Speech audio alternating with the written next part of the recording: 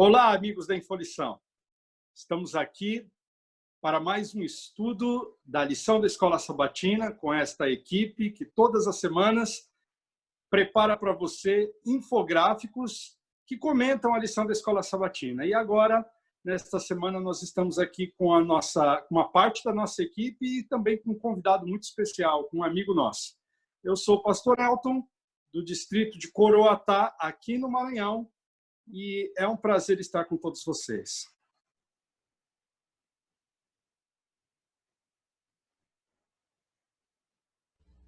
Olá, eu sou o professor Ramon, faço parte da equipe Infolição, a equipe que inverte da língua portuguesa para a língua inglesa.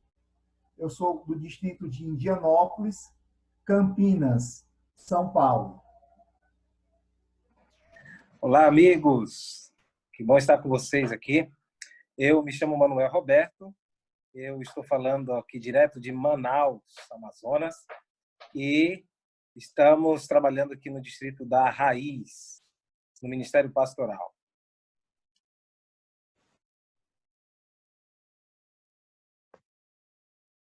Olá, meu nome é Luiz Cláudio, eu sou pastor do Colégio Adventista de São Luís.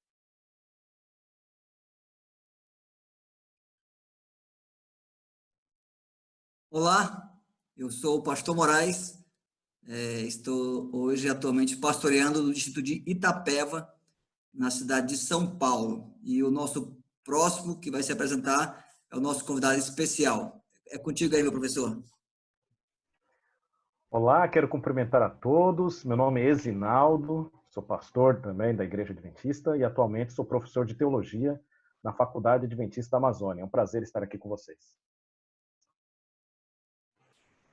Nós pedimos para o pastor Esinaldo ele resumir o currículo dele, senão iria mais da metade do tempo nosso aqui do estudo da lição. Mas depois você pode pesquisar na internet e você vai ver que o homem é fera, tá bom? E você vai ver agora, né, em ação, ele junto com a nossa equipe. Nesse momento, eu gostaria de que o pastor Esinaldo fizesse uma oração para nós iniciarmos nosso estudo. Ok, então feche seus olhos onde você estiver, eleve o seu pensamento a Deus, vamos orar nesse momento. Senhor, nosso Deus e Pai, queremos lhe agradecer pela oportunidade que temos de estudar a sua palavra. E agora vamos recapitular, Senhor, a lição da Escola Sabatina dessa semana e invocamos a presença do Espírito Santo como nosso supremo professor, que ele abra a nossa mente para o entendimento da sua palavra e que ao recebermos a tua palavra, Senhor, tua palavra faça diferença na nossa vida e assim como estudamos na lição, nós vemos a colocar em prática os ensinamentos da tua palavra. Oramos pedindo a sua direção em nome de Jesus. Amém. Amém. Ok, o estudo da lição desta semana, o tema é Vivendo pela Palavra de Deus. Esta lição, durante esse trimestre, trabalhou o tema Como Interpretar as Escrituras. E hoje nós vamos recapitular alguns detalhes desse tema de interpretar as Escrituras, mas na parte prática. Eu estava lendo há uns dias atrás um autor que eu gosto muito, Grant Osborne, e ele fala que o estudo da Bíblia ele tem 3 níveis. Tem o nível exegético, que é você entender o significado da Escritura, qual o significado que o autor deu. Existe o nível devocional, que você entende o que aquele ensino quer dizer para mim, e o nível homilético, que é o que ele quer dizer para o outro, como eu vou compartilhar. Então, quando nós estudamos a Bíblia somente no nível exegético, de tentar decifrar o significado do texto, está incompleto o estudo. Eu creio que o estudo bíblico, o estudo verdadeiro é aquele que envolve o que a Bíblia quis dizer e o que ela quer dizer e o que ela vai dizer para os outros. Então, ela tem que estar envolvido com a prática. A prática e a teoria na palavra de Deus, elas estão extremamente ligadas. Então, coloque o primeiro infográfico, por favor, Pastor Moraes, para nós comentarmos da parte de sábado isso. Vivendo pela palavra de Deus. Quem pode começar aí comentando esse primeiro infográfico, essa introdução ao tema? Vamos lá.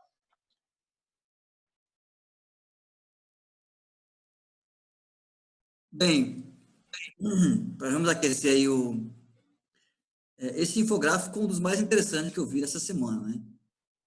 Porque ele mostra em percentual. Até então, eu só achava que tinha duas maneiras de você aprender, né? Era ensinando e errando, né?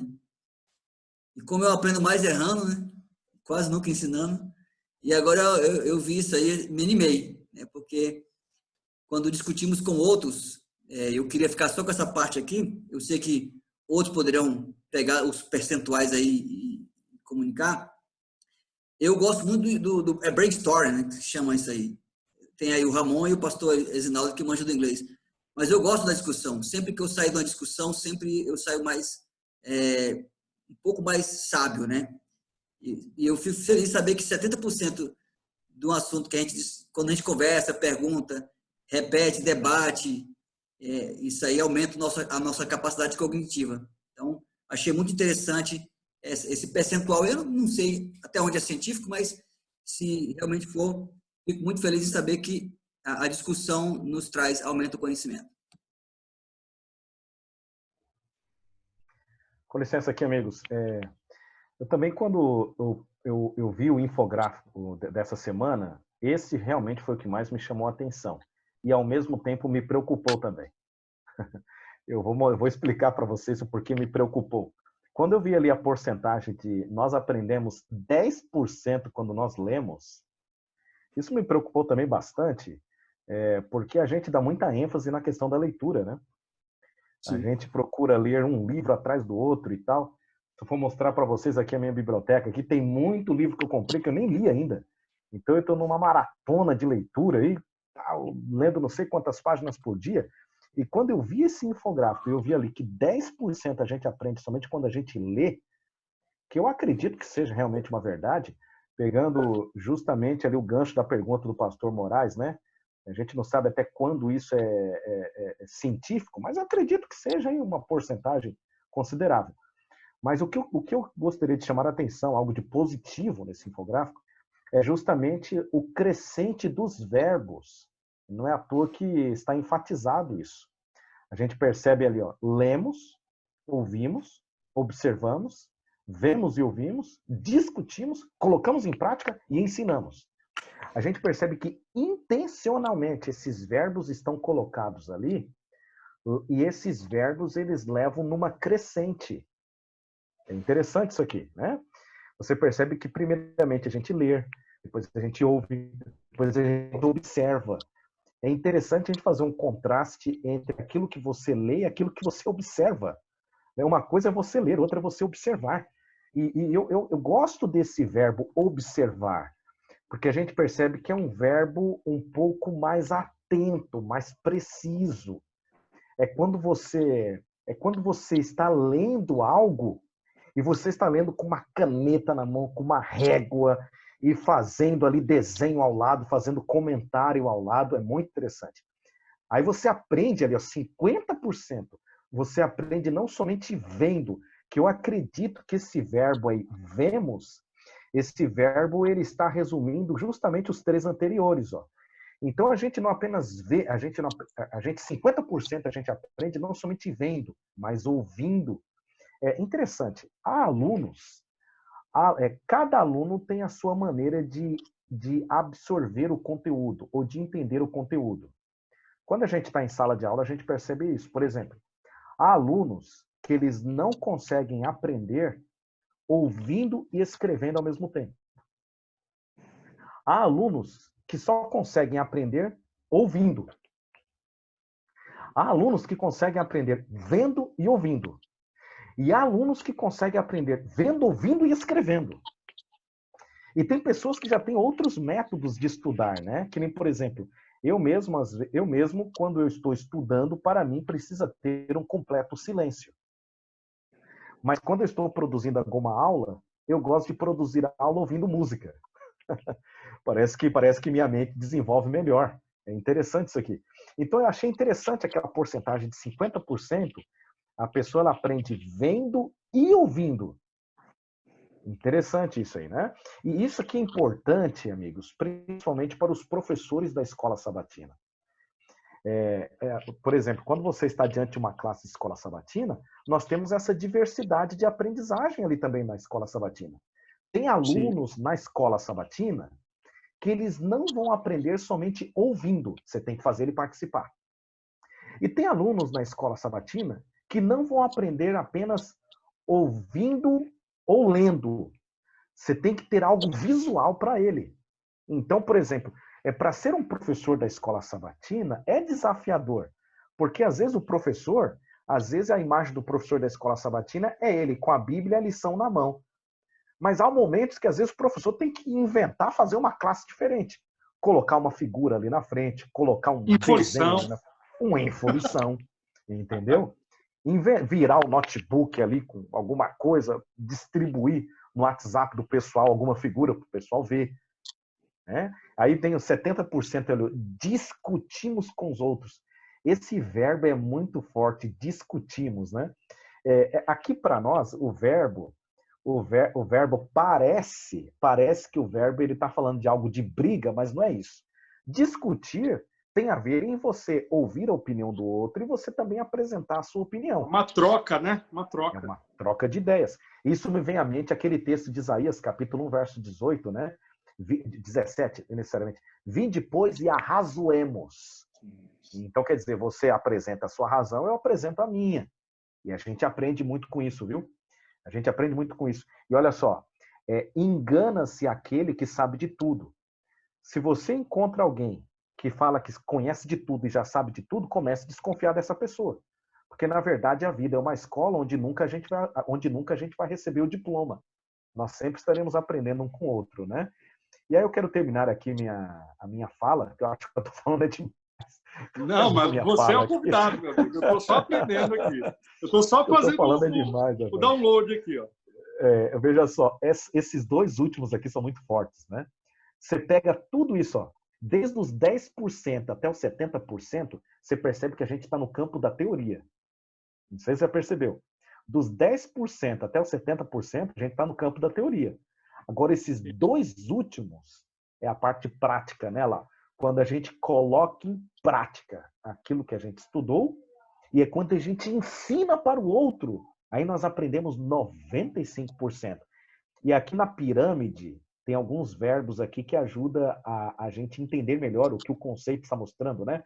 Aqui 95% é quando a gente ensina, explicar, resumir, estruturar, definir, ilustrar, elaborar, generalizar. Então, realmente, quando a gente transmite aquilo que a gente conheceu, que nós conhecemos, isso realmente ajuda no nosso aprendizado. Muito bom. Eu acredito que isso aí resumiu praticamente a lição dessa semana. Aproveitando o gancho aqui, já colocando em prática o que estamos vendo no Info de sábado, né? Já aprendemos ouvindo o pastor Isinaldo aí.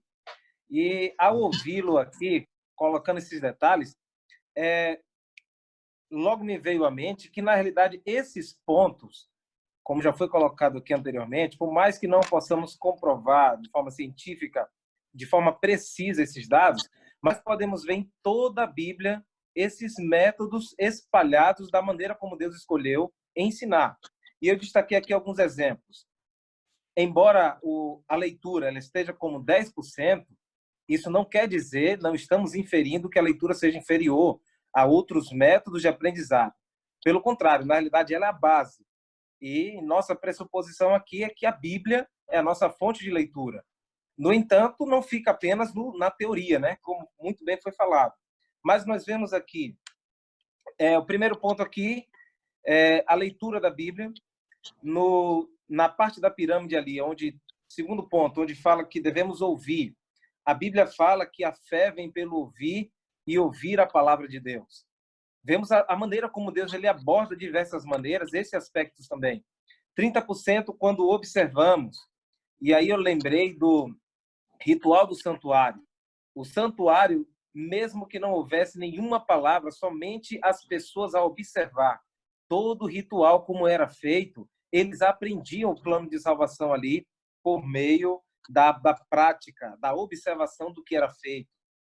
O tópico que fala que tem 50%, vemos e ouvimos, foi o método que Jesus ensinou às pessoas. Jesus não apenas ensinava a Bíblia, mas ele ensinava por meio dos milagres. Os milagres, na realidade, era para confirmar aquilo que ele falava. Então, as pessoas e as multidões, elas ouviam Jesus pregar, mas elas viam que tudo que ele fazia estava em conformidade com o seu ensinamento. 70% quando fala da discussão.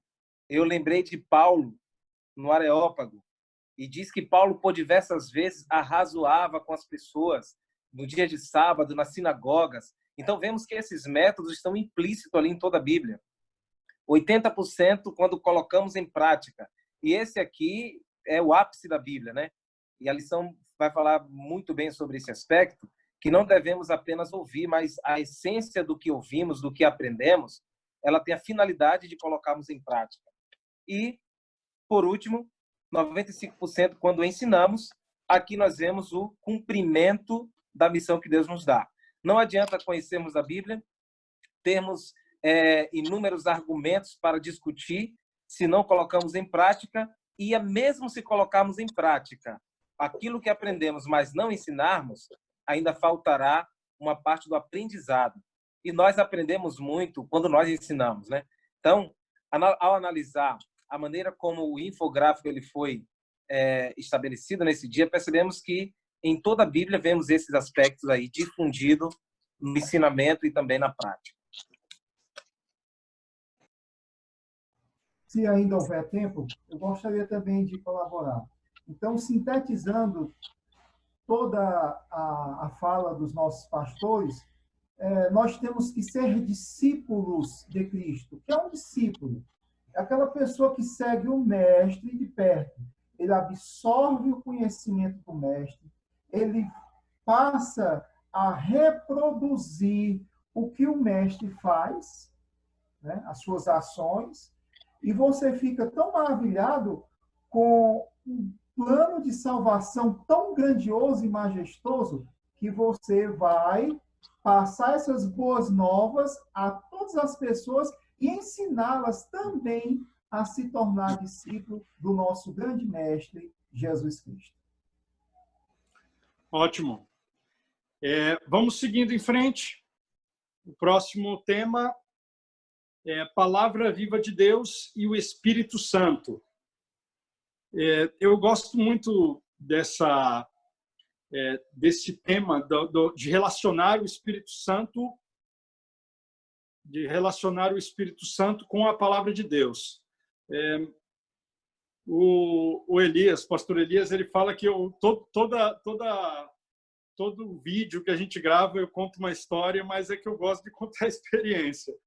Mas é que certa vez uma pessoa chegou para minha mãe e falou assim: você só fala de Bíblia, eu não preciso de Bíblia. E daí a minha mãe falou assim: mas você não acredita em Deus também? Eu falei: eu acredito em Deus, mas eu não preciso de Bíblia, porque eu tenho o Espírito Santo. A pessoa disse para minha mãe. Então, é algo assim que não dá para entender, porque quem inspirou os autores foi o Espírito Santo. Não tem como você desassociar a Bíblia do Espírito Santo. Então, este tema, né, que nós abordamos na parte de domingo, mostra a relação íntima entre o Espírito Santo e a palavra de Deus, que quem está sem o Espírito Santo não tem afeição pela mensagem, não tem confiança na mensagem, não tem esperança na mensagem e também não tem amor pela mensagem. Então, o Espírito Santo ele é importante na aplicação da mensagem na nossa vida.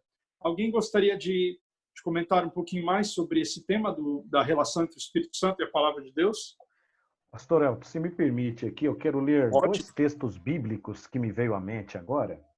É o texto de Segunda Epístola de Pedro, capítulo 1, é muito conhecido esse texto, né? Fala sobre a inspiração do Espírito Santo em relação às Escrituras. 2 Pedro, capítulo 1, verso 20 e 21. Sabendo primeiramente isto, que nenhuma profecia da Escritura provém de particular elucidação, porque nunca jamais qualquer profecia foi dada por vontade humana. Entretanto, homens santos falaram da parte de Deus, e eu acho interessante essa última expressão, movidos pelo Espírito Santo. Então, veja só, nós temos que, às vezes, corrigir um termo que, às vezes, a gente usa. É lógico que a gente usa esse termo, embora a gente saiba que não seja assim. Por exemplo, às vezes a gente fala assim, né? Estamos falando de algum profeta bíblico, a gente fala assim, não, o autor do livro de Daniel, né? É Daniel. É o autor do Pentateuco, é Moisés. Na verdade, o termo corrigido, como é que tem que ser? É o escritor de determinado livro. O escritor do livro de Ezequiel é Ezequiel. O escritor do Pentateuco é Moisés. Porque, na verdade, a autoria dos 66 livros é única. A autoria é única. O autor é o Espírito Santo. E os profetas, eles foram usados apenas como escritores e não como autores. Que há uma diferença, né, entre autor e escritor. Tá bom? Há uma grande diferença. Eu posso estar escrevendo necessariamente um livro, mas, na verdade, talvez esse livro talvez nem seja meu. É o exemplo de quando os profetas bíblicos usaram secretários. A gente bem sabe que quem escreveu a epístola aos Romanos, na verdade, quem escreveu não foi Paulo. Né? Na verdade, Paulo ele usou um secretário, que está lá em Romanos capítulo 16. Não é verdade? Então, na verdade, a autoria dos livros bíblicos, ela é única. É do próprio Espírito Santo. Ele é o dono das Escrituras. Isso é muito importante. E o outro texto que eu gostaria de ler é um outro texto conhecido, que é 2 Timóteo. Desculpa, deixa eu ver aqui. 2 Timóteo, exato. Capítulo 3, verso 16. Toda a Escritura é inspirada por Deus.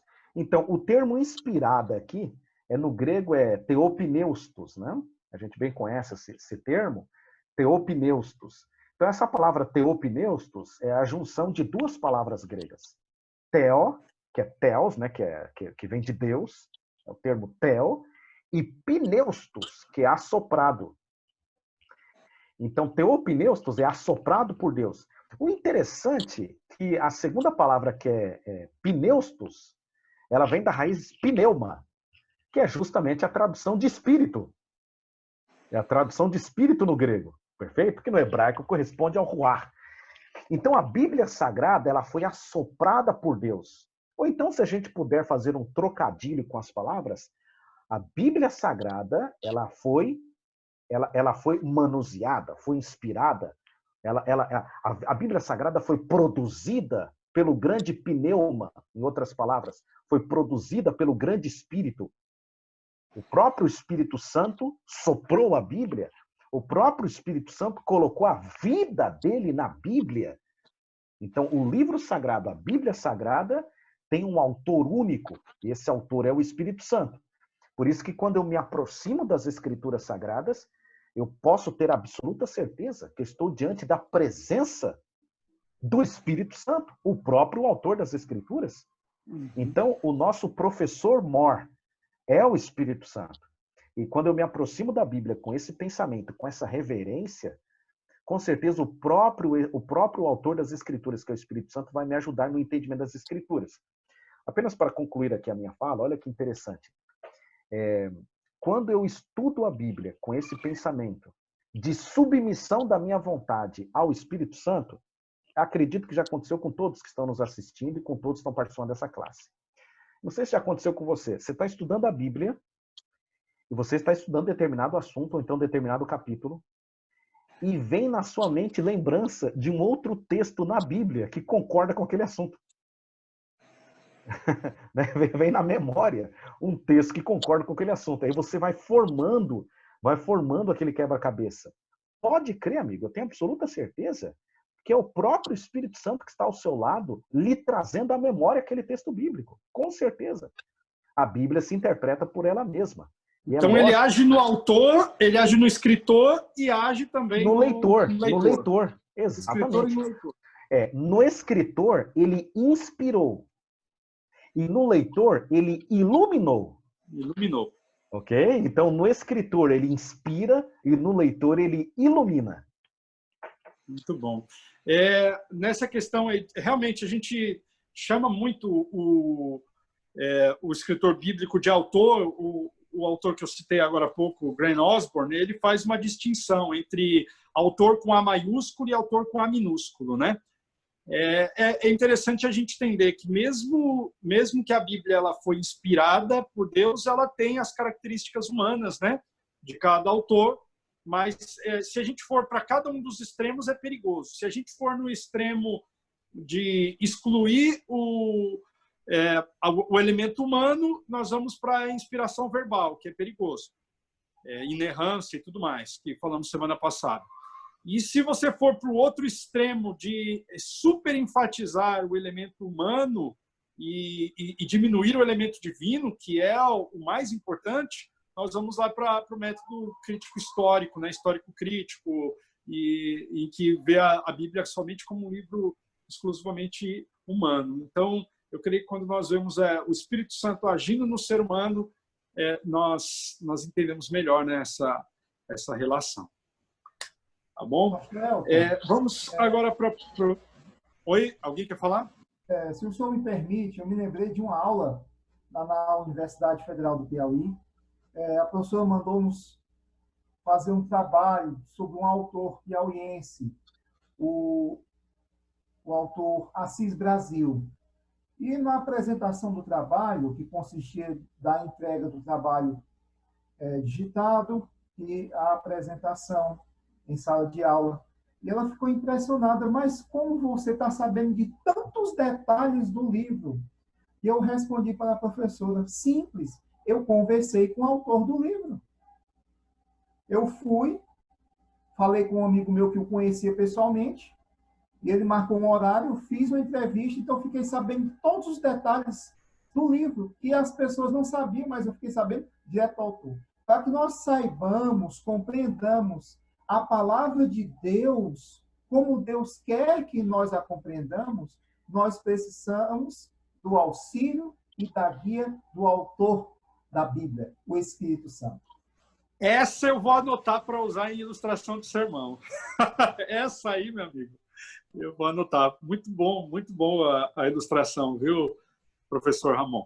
Agora, o próximo tema é Aprendendo de Jesus. Durante essa semana eu tenho feito um estudo sobre a tentação de Cristo, mas na ótica de Mateus. E é muito interessante que aqui o Eduardo e a lição traz na ótica de Lucas, né? Mas é interessante que quando nós vemos a tentação de Jesus, nós vemos que há um contraste, uma tipologia entre Israel e Jesus. E naquelas tentações que Israel falhou, Jesus triunfou lá no deserto. Nas tentações em que Moisés falhou, Jesus triunfou. Então, Jesus ele está nas tentações como um símbolo superior, né? Um antítipo, né? Na linguagem teológica de Moisés. Ele é um novo Moisés superior, Moisés superior que triunfou no deserto. E é um Israel superior também, porque ele triunfou no deserto. E esse triunfo se dá ao uso que ele faz das Escrituras. Todas as respostas que ele usa contra o inimigo, ele tirou de Deuteronômio. Ele tirou da parte onde Moisés está relembrando para o povo de Israel, aquele povo que iria entrar em Canaã, e ele está falando, olha, os pais de vocês não vão entrar em Canaã, não, porque eles foram desobedientes, foram idólatras, eles não dependeram de nós, não dependeram de Deus, desculpa, eles reclamaram do alimento que Deus mandava, e vocês não podem cair nesses erros. Então, Jesus ele usa especificamente essa experiência do povo no deserto, não dependendo de Deus, não adorando o Deus verdadeiro, para mostrar que ele, sim, como ser humano, também como 100% homem, 100% Deus, ele adorava o verdadeiro Deus,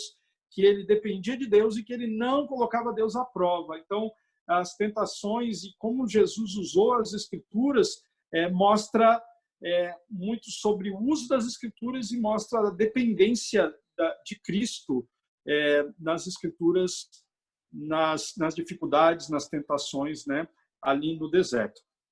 Desculpa, eu falei bastante, porque é um tema que eu tenho estudado bastante essa semana. Mas alguém mais? Tem gente aqui que ainda não falou hoje? O pastor Luiz não falou ainda, pastor. Pastor Luiz, está aí quietinho. Pode falar um pouquinho aí para a gente, Luiz. Pronto, é chegada a minha hora. Pronto, ele só estava esperando, né? Na lição de segunda-feira, a gente aprendeu alguma coisa muito interessante, é que Satanás e Jesus conheciam bem as Escrituras. E nós já falamos aí em algum momento que a simples leitura ela não é suficiente. Então, duas pessoas que leem o mesmo conteúdo podem ter disposição diferente em como se relacionar, como ensinar e como viver. E quando Jesus falava das Escrituras Sagradas, ele utilizava além dentro do seu próprio contexto como aquilo que ele praticava.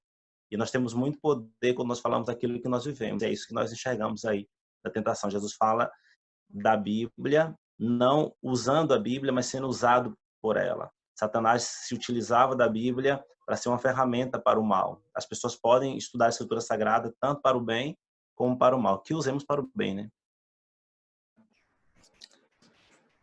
Pastor Elton, deixa eu aproveitar aqui. Sei que nós estamos fazendo de forma bem espontânea, mas queria aproveitar a presença do pastor Esinaldo e pedir a ele que nos ajudasse. Talvez alguém que está nos ouvindo agora possa ter uma dúvida em relação a esse tema de segunda, né? Normalmente, algumas pessoas tendem a pensar que o poder que Cristo tinha era os milagres que ele realizava, talvez o poder de relembrar textos bíblicos, talvez ele utilizasse o seu poder divino para essa incumbência. Então, pastor Esinaldo, de acordo com o que você estudou e entendeu, quais seriam as implicações em dizer que Jesus ele teria usado o seu poder divino, não agora a capacidade humana de estudar, de reter os versos bíblicos? Qual a implicação de dizer que ele usou o seu poder divino para ensinar da maneira que ele ensinou, para fazer o que ele fazia se não fosse dependência do Espírito? Quais seriam as implicações na Bíblia em relação a isso? Agradeço, pastor. Agradeço pela pergunta muito boa, e é uma pergunta bem relacionada aqui com a lição, né? Por exemplo, poderíamos transformar a pergunta assim, ó. Se Jesus era Deus, qual era a necessidade dele estudar as Escrituras? Né? Por que ele precisaria estudar as Escrituras se ele era o próprio autor das Escrituras? Por que ele precisaria estudar as Escrituras e decorar as Escrituras se ele era o próprio autor? Será que ele não poderia usar a própria divindade? E aí já o dispensaria da lição do rol do berço e dos primários, colocando aqui um tema bem mais atual, já dispensaria Maria de comprar a lição do rol do berço dos primários juvenis para ele, se ele era o próprio Deus. Então vamos lá. Uma pergunta muito boa. Essa pergunta ela nos faz começar a resposta falando sobre o grande conflito entre o bem e o mal. Ok? Então nós bem sabemos que nós vivemos em um grande conflito entre duas forças antagônicas. De um lado está Jesus Cristo, e do outro lado está o inimigo, Satanás. E o que está em jogo aqui? O que está em jogo aqui é o caráter de Deus. Então, o caráter de Deus foi colocado em xeque pelo inimigo lá no início do grande conflito. E de que maneira o inimigo colocou em xeque o caráter de Deus? Quando ele tentou Adão e Eva, o inimigo ele levantou praticamente ali três argumentos. Né? O primeiro argumento é que Deus não amava, Deus não é amor. O segundo argumento era que Deus não era justo. E o terceiro argumento é que nenhuma criatura divina poderia guardar a lei de Deus. Então, quando ele atacava a lei de Deus, ele estava atacando automaticamente esses dois argumentos anteriores, sobre o amor e a justiça de Deus.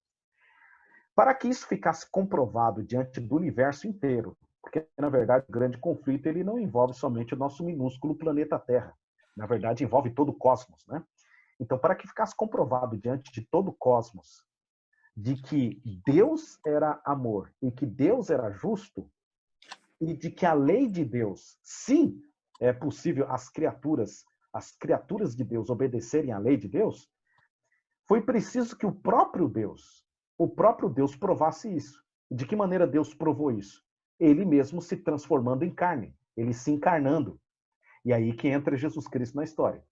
O ato de Jesus se encarnar estava demonstrando para o universo inteiro. Ele iria demonstrar, melhor dizendo, através da sua vida, ele iria demonstrar para o universo inteiro essas três coisas. Primeiro, que Deus é amor. Através dos seus atos, através de sua vida, Jesus Cristo demonstrou que Deus é amor, que Deus era justo, que Deus iria punir o pecado. E de que maneira Jesus Cristo mostrou isso? Na cruz do Calvário. Ao morrer na cruz do Calvário, Cristo demonstrou que Deus é amor e ao mesmo tempo que Deus é justo. E ao longo da sua vida, e principalmente na cruz, Cristo demonstrou que é possível, sim, o ser humano guardar a lei divina. Então foi por isso que Cristo ele veio como humano. E como humano, vindo como humano, vou usar aqui um linguajar um pouco mais fácil para a gente entender, ele entrou no ringue e lutou contra Satanás, como humano. Ao ele vir como humano, significa que ele perdeu toda a sua divindade? Muito pelo contrário. Muito pelo contrário. A sua divindade ficou oculta na sua humanidade. Em hipótese alguma, em nenhum momento da sua vida, ele podia usar a sua divindade. Por que ele não podia usar a sua divindade? Porque ele teria que vencer exatamente onde Adão caiu. E Adão não era divino, Adão era humano. Então Cristo ele veio mostrar para todo o universo que uma criatura humana poderia sim viver diante de um Deus santo, poderia viver guardando a lei divina. Então, quer dizer, Cristo ele demonstrou que não havia razão para Adão e Eva caírem em pecado. Por isso que ele não podia usar o poder divino. Porque no momento que ele usasse o poder divino, Satanás usaria esse argumento contra a própria divindade. Olha, tá vendo? Assim fica fácil, poxa. Fica fácil obedecer desse jeito. Então, nós temos alguns textos na Bíblia que mostram a total dependência de Jesus Cristo da divindade. Eu vou ir direto no texto aqui. É Atos dos Apóstolos, capítulo 10, versículo 38. Esse texto é muito interessante. Esse texto mostra que tudo aquilo que Jesus fez, viveu, dependia exclusivamente do poder divino. Quer ver? Atos, capítulo 10, 38. Eu vou ler aqui. Ó. Como Deus ungiu a Jesus de Nazaré. Esse termo é muito interessante no Novo Testamento. Jesus de Nazaré é um termo que fala exatamente da humanidade de Jesus Cristo. Né? Como Deus ungiu a Jesus de Nazaré com o Espírito Santo e com poder, o qual andou por toda parte, fazendo bem e curando a todos os oprimidos do diabo, porque Deus era com ele. Você percebe que na primeira parte do verso fala da unção de Jesus Cristo pelo Espírito Santo. E logo depois que Jesus foi ungido com o Espírito Santo, aí sim ele andou por toda parte, fazendo bem e curando a todos os oprimidos do diabo. Você percebe que o ministério de Jesus, você percebe que a cura, a expulsão de demônios, o fazer o bem, tudo isso era resultado, foi resultado da dotação especial do Espírito Santo sobre Jesus Cristo. Então, assim, Cristo ele fez o que fez justamente por causa da presença do Espírito Santo com ele. E vocês bem sabem que ele foi ungido pelo Espírito Santo não somente por ocasião do seu batismo. O Espírito Santo veio sobre ele não somente por ocasião do seu batismo. Ali no batismo ele foi ungido oficialmente, cumprindo a profecia das 70 semanas. Mas, na verdade, já desde o ventre, o Espírito Santo atuava sobre ele, porque, segundo Mateus, o verbo que Mateus usa, deixa eu ver, o Mateus ele usa um termo interessante, foi gerado pelo Espírito Santo, exatamente. Então, o próprio Espírito Santo gerou Jesus Cristo no útero de Maria. Então, quer dizer, já desde as primeiras semanas de geração, ok? No útero de Maria, ele estava dependendo totalmente da divindade. Isso significa que ele perdeu a sua divindade? Em hipótese alguma. Mas no plano da salvação, ele não poderia usar a sua divindade. E aqui, Pastor Elton comentou ali sobre Mateus capítulo 4, etc., sobre a tentação de Jesus. Aqui está a maior tentação que Jesus passou, que nenhum ser humano será capaz de entender. Qual foi a maior tentação que Jesus passou? Será que foi ficar 40 dias sem comer? Será que foi se lançar do pináculo do templo abaixo? Não. A pior tentação que Jesus passou foi justamente ter a divindade e não poder usar a divindade. Porque no momento que ele usasse a sua própria divindade em favor dele, estaria fora do plano da redenção. Por isso que ele dependia 100% do poder divino. Então, o que acontece? Ele precisou ler as Escrituras, ele precisou decorar os versos bíblicos, ele precisou estudar as Escrituras. Agora, assim, a nossa mente, pastor, a nossa mente é muito difícil de entender essas coisas, né? Isso aqui é muito grande, porque, imagine, o próprio autor das Escrituras, agora ele se esvazia de si mesmo para ele mesmo aprender as Escrituras. Então, a nossa mente é muito difícil para entender isso.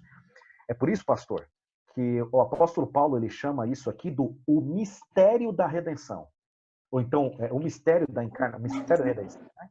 É o mistério da redenção. E eu faço uma pergunta para vocês. Mistério se explica? Não se explica.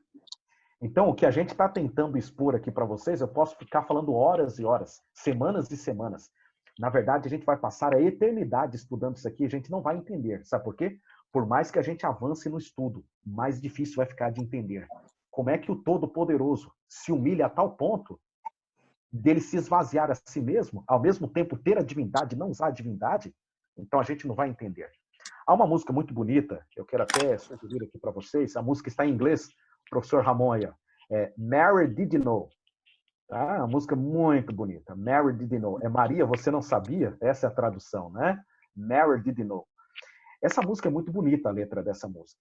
A ideia da música é o seguinte: Maria, você não sabia? Você não sabia que aquele a quem você beijava o rosto era o próprio Criador do universo? Maria, você não sabia que aquele que você carregava no colo era o próprio Rei do universo? O que eu quero dizer com essa música? Vocês acreditam que Maria entendeu tudo aquilo que aconteceu na vida dela? É lógico que ela não entendeu. Mas e nunca ela entendeu isso. Pense em Maria, gente.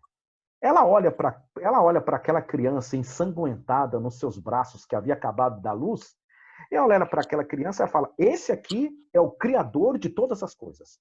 Esse aqui é o Jeová Todo-Poderoso. A mente humana, não somente a mente humana, a mente celestial, de quem que eu estou me referindo? Dos anjos que habitam diante do trono de Deus. É incapaz de entender isso. É incapaz de entender. E estudaremos durante a eternidade a ciência da salvação e nunca entenderemos. Então, Jesus Cristo, ao vir a essa terra, se encarnou 100% na natureza humana, só que não perdeu a sua divindade. Portanto, ele era 100% divino e 100% humano. Na verdade, a natureza de Cristo é um mistério também, porque as duas naturezas se entrelaçaram. Então, como era a natureza dele? Não eram duas. Era uma. E como era essa natureza? Divina-humana. Ela estava entrelaçada. Só que a divina não foi usada. Ele usou somente a humana. Sim, e para ele operar as obras dele, dependeu totalmente do poder e da presença da terceira pessoa da divindade, o Senhor Espírito Santo. É muito bonito isso aqui. Tá? Então, assim, na exposição da palavra, em decorar a palavra, em pregar a palavra, era puro poder do Espírito Santo na pessoa de Jesus Cristo. Eu quero ler o último verso, fechando aqui a minha fala. Vocês me convidaram, eu tenho um costume de falar muito. Já estou vendo que não vou ser convidado para a próxima, cara. Já estou vendo. Joga duro aí. Lucas capítulo 24. Aqui eu termino minha fala. É Lucas capítulo 24. É o verso 44. Olha que interessante como é que Jesus conversou com aqueles dois a caminho de Emaús. Lucas 24, verso 44. A seguir, Jesus lhes disse: são estas as palavras que eu vos falei, estando ainda convosco. Importava se cumprisse tudo o que de mim está escrito, na lei de Moisés, nos profetas e nos salmos. É interessante essa divisão tríplice da Bíblia, né? Que na verdade a Bíblia daquele tempo era dividida dessa maneira. Lei de Moisés aqui é a Torá, profetas aqui é toda a seção profética que vai de Josué até Malaquias, é a seção chamada Nebiim no hebraico. E Salmos aqui vai de Salmos até Crônicas, que é a seção chamada Ketubim. E aí nós temos aqui a formação de Tanakh, que era o Antigo Testamento daquele tempo. Você percebe que quando Jesus Cristo ele faz a citação do Antigo Testamento, ele cita de acordo com como era ensinado na época? Então, assim, o que eu estou querendo dizer com isso? Jesus estava imerso na cultura dele, Jesus nasceu como judeu, se criou como judeu, e entendia a Bíblia como judeu. E ele referenciava a Bíblia como judeu. Então Jesus Cristo lia a Bíblia como humano, um judeu humano. Ele, como o Todo-Poderoso, o que ele poderia falar? Vocês não viram o que está escrito na minha palavra, etc. Não. Ele cita a Bíblia Sagrada como um judeu comum citaria. Com certeza. A gente vê que quando deu a tentação, no batismo, Deus falou, esse é meu filho amado. E o inimigo ele começou, se és filho de Deus, né? Então o inimigo sempre tentando colocar Jesus em prova, mas ele venceu pelo poder da palavra. Agora nós continuamos, vamos prosseguindo aí. Jesus versus as Escrituras. Será que existe essa dicotomia entre Jesus e as Escrituras? Pastor Moraes, comente um pouquinho para a gente.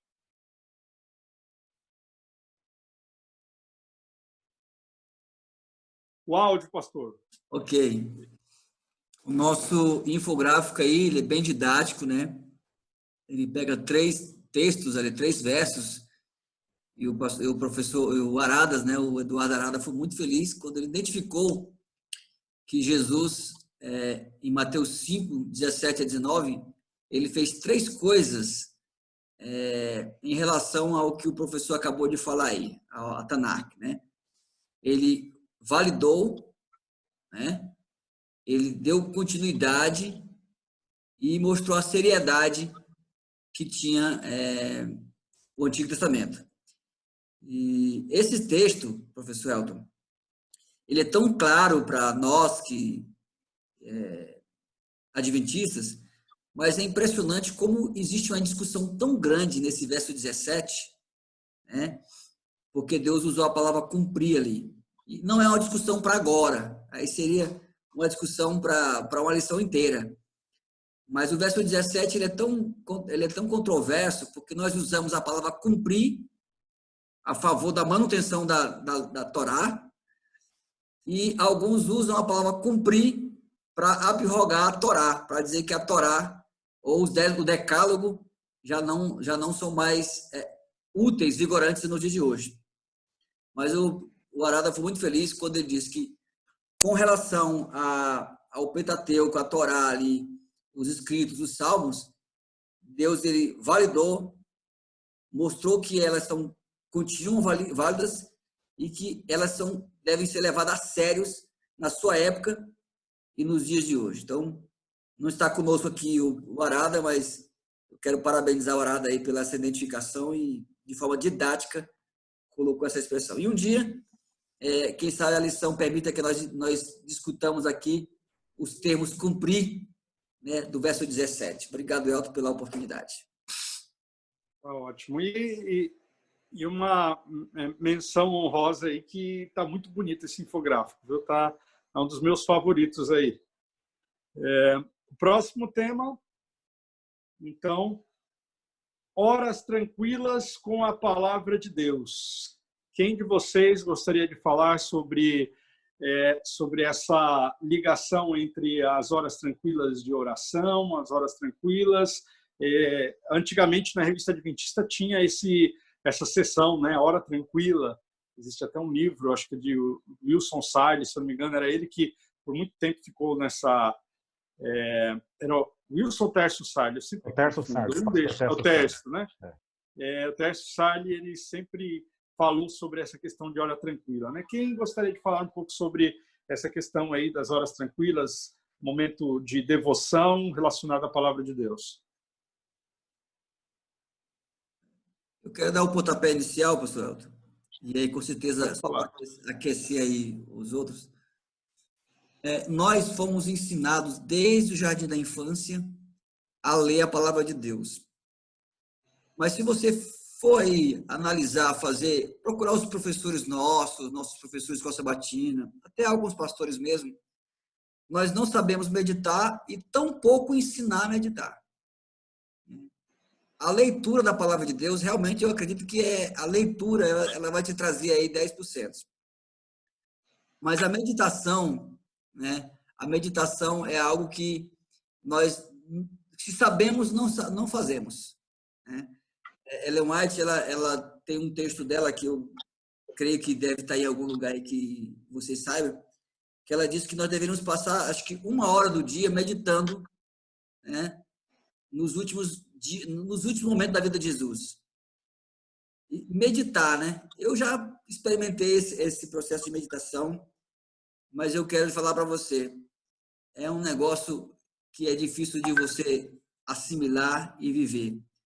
Uma vida de meditação. Eu creio que o Exinaldo aí, o professor Exinaldo, deve ser alguém que faça isso porque ele está no momento acadêmico, mas para nós na Corre-Corre, meditar é um negócio muito difícil. E eu apelo aí aos que nós estamos ouvindo, estude sobre meditar.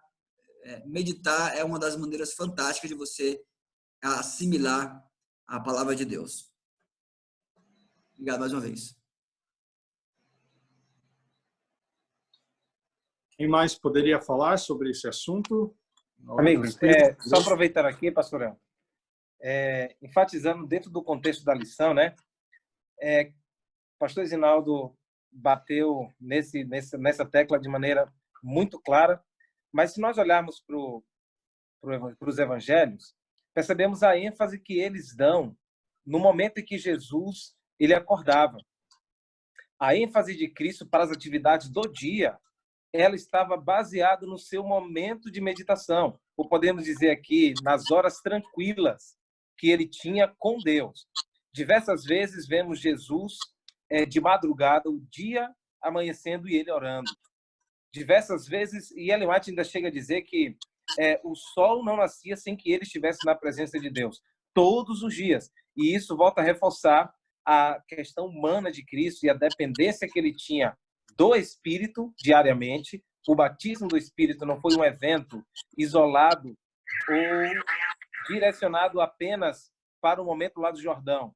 Mas Cristo ele sabia que sem o batismo do Espírito diário, uma vez batizado, não serviria para o seu ministério. Era dia a dia uma porção. Assim como nós temos a exemplificação do maná. Cada dia caiu o maná do céu. De forma igual, Cristo buscava a presença do Espírito. Então, a sugestão que a lição nos dá é justamente na primeira hora do dia. E alguém pode dizer o seguinte, não, mas meu melhor horário é à noite. Agora, imagina se nós meditarmos ou buscarmos a Deus todas as noites. E quando começarmos o dia? Será que teremos força necessária para enfrentar as tentações, as dificuldades que o dia trará? Então, por isso que a recomendação da lição é que, ao começarmos um dia, tenhamos na primeira hora tranquila daquele dia a comunhão com Deus mediante a oração, estudo da Bíblia e meditação. Pastor, eu gostaria também de contribuir nessa parte.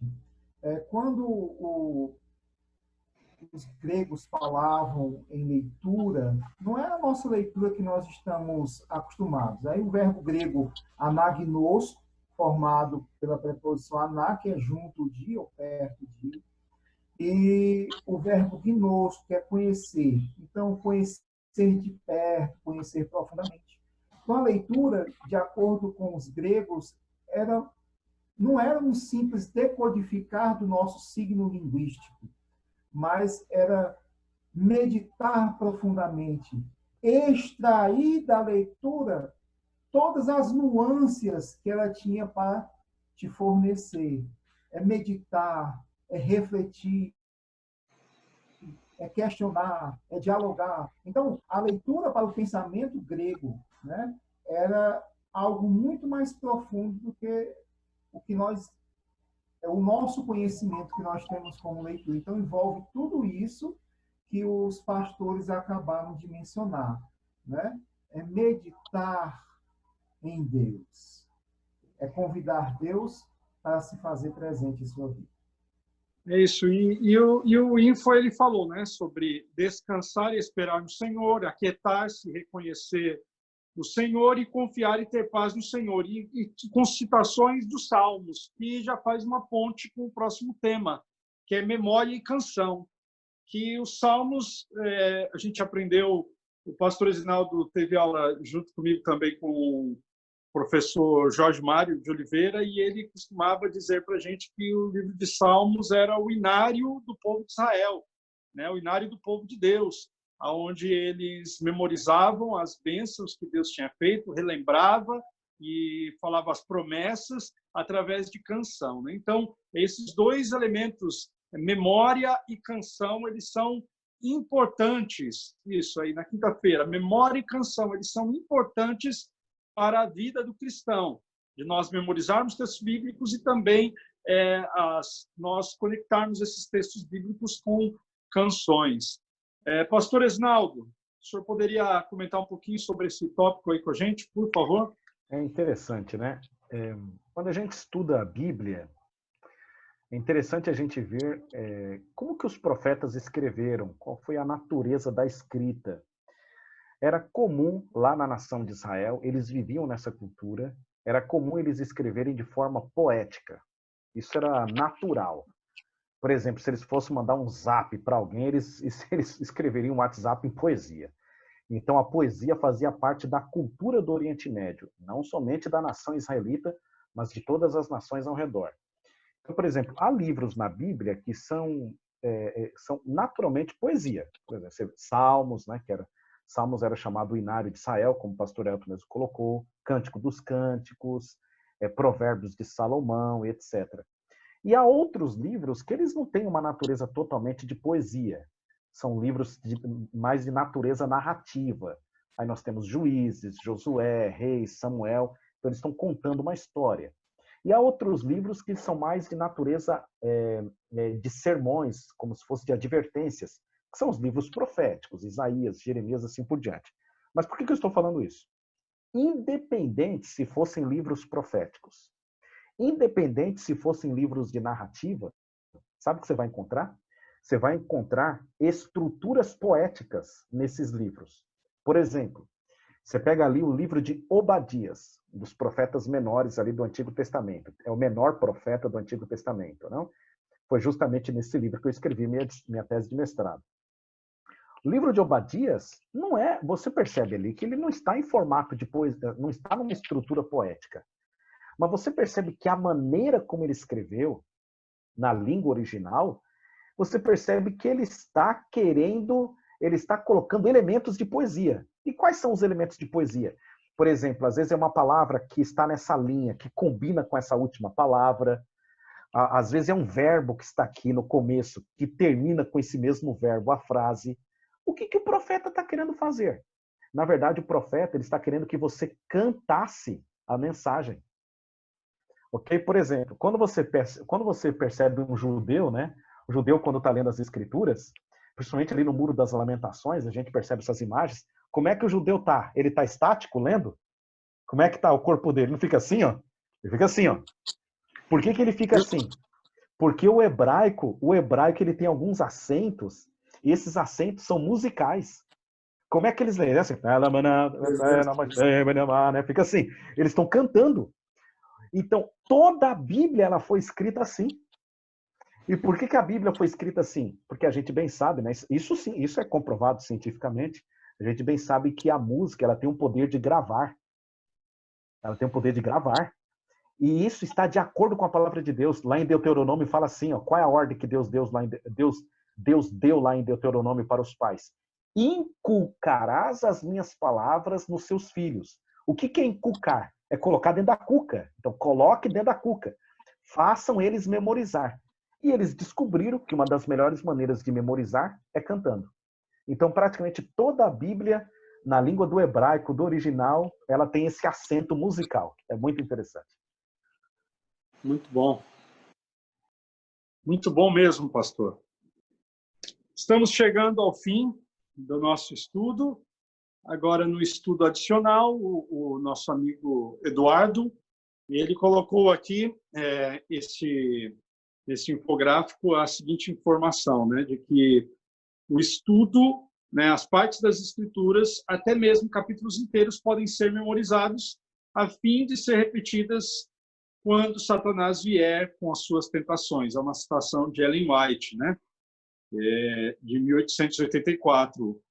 O poder, né, de memorizar as escrituras, quem sabe até capítulos inteiros ou trechos inteiros, não um mero memorizar, mas o internalizar, né? Porque você memorizar como uma simples memorização, como foi dito aí, o próprio diabo ele memorizou e citou, mas é você memorizar e disso fazer parte e ser um lembrete, assim como os 10 mandamentos, o Sermão do Monte, as 3 mensagens angélicas, são algumas porções que aqueles que são mais antigos, que lembram daquele antigo estilo de JA, era muito comum, né, de que valesse um prêmio, né, um suco de uva, um pão de forma. O pastor Reginaldo riu porque ele lembrou disso.